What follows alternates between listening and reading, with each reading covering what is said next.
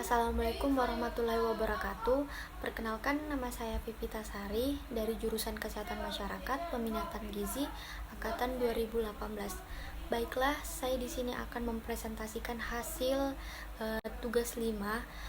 Untuk mempersingkat waktu, saya akan memulai menampilkan jawaban saya. Di sini saya mengambil dengan ukuran diri saya sendiri, dan dimana itu umur 21 tahun, berat badan 49, tinggi badan 159 cm. Di sini kita akan mengukur berat badan ideal. Di sini tinggi badan per kuadrat dikali 21. 21 itu rumus khusus perempuan. Di sini saya tinggi badan saya bagi menjadi 100 dan per kuadrat dikali 21, hasilnya 53,9. Sekarang kita hitung di basal energi expenditure.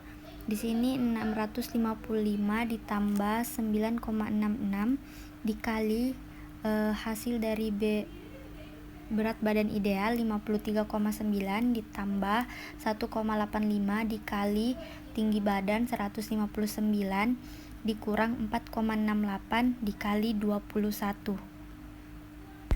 Kemudian 655 ditambah 512,84 ditambah 294,15 dikurang 98,28, hasilnya 1363,71 kilokalori. Kemudian total energi expenditure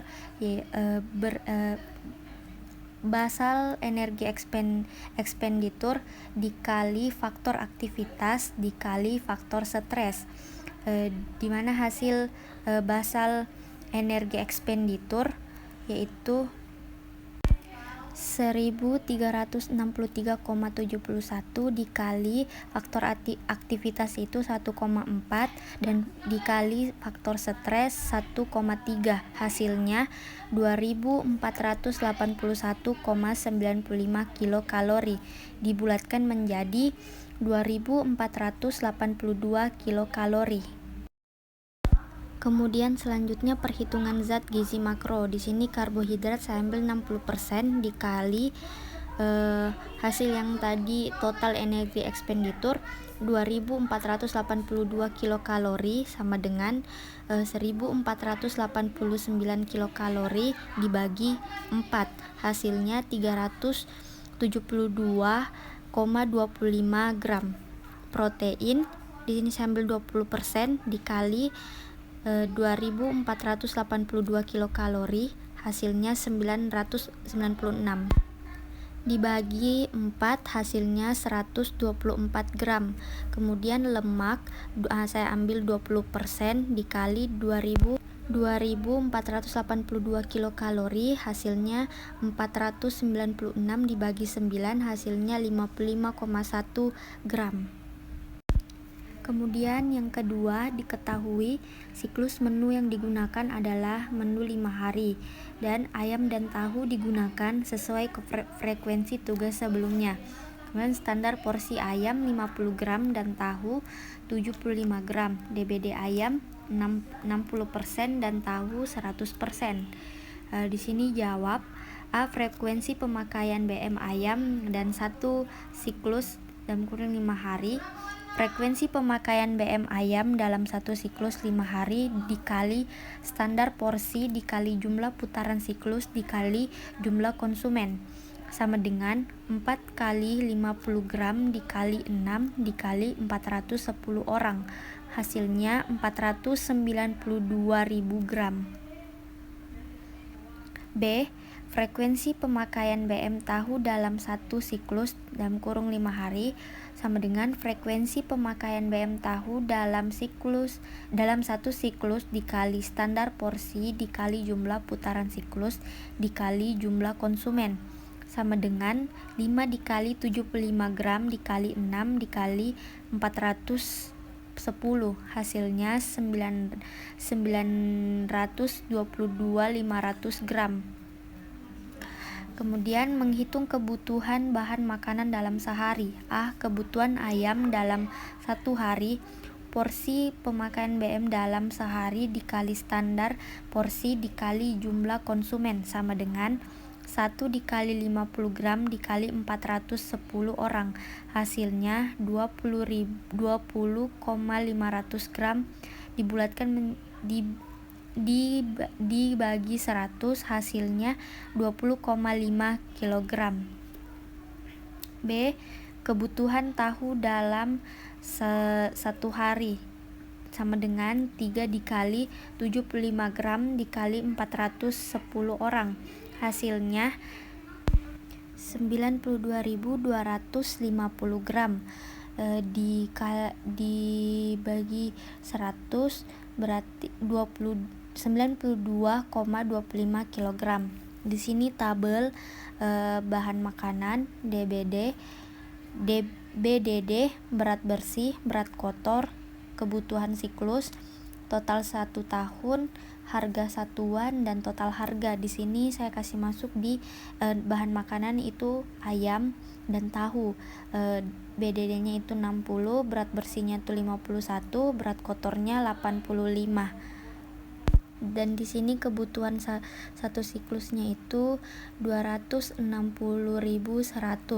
Total satu tahunnya itu 4.335 dan harga satuannya itu 40.000. Total harganya itu 44.335. Kemudian di tahu BDD-nya itu 100, berat bersihnya itu 75, berat kotornya itu 75, kebutuhan satu siklusnya itu 562.500. Total satu tahunnya itu 9.375, satuan harganya 5.000,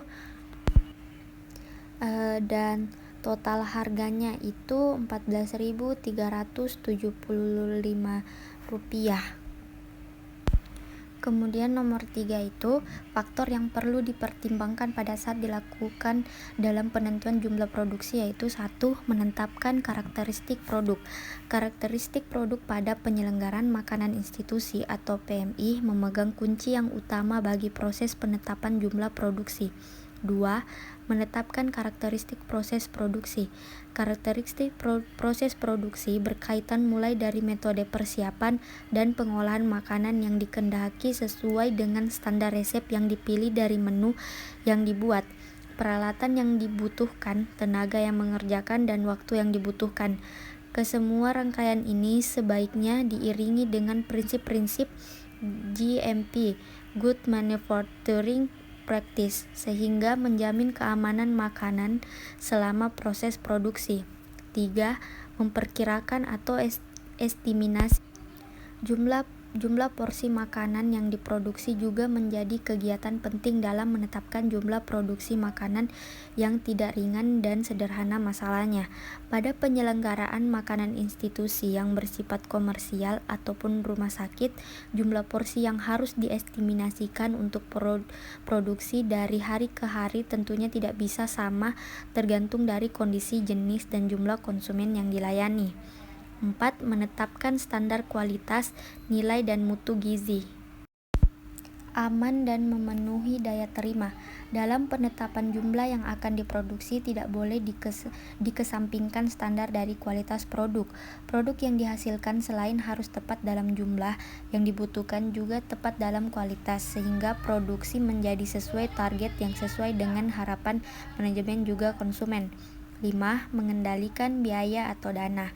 Kegiatan yang dilakukan sering berhadapan pada banyak keterbatasan sumber daya, salah satu yang tidak ringan dan biasa menjadi alasan dari timbulnya permasalahan yang menghambat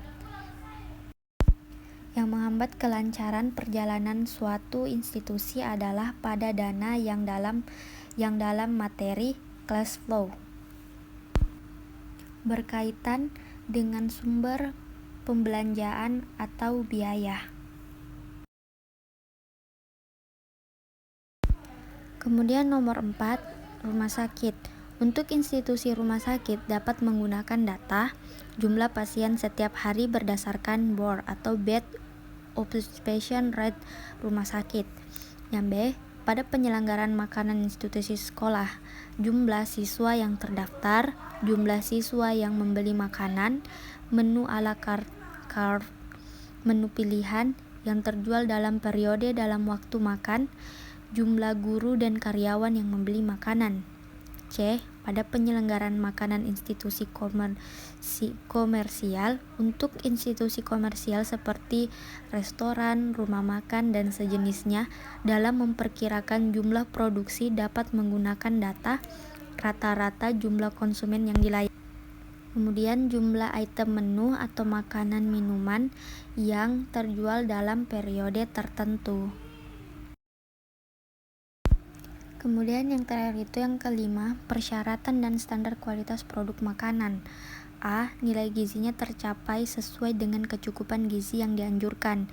B. Tepat mutu gizi sesuai dengan mutu protein untuk makanan yang mengandung protein sesuai dengan standar yang diharapkan.